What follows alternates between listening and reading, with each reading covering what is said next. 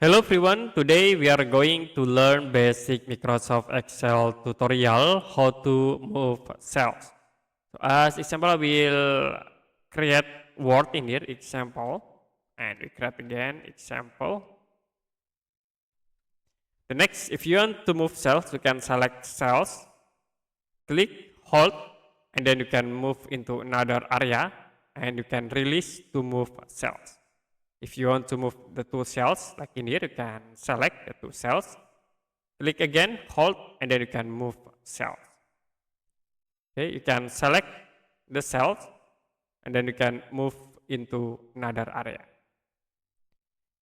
Okay, that's it for basic Microsoft Excel tutorial, how to move cells.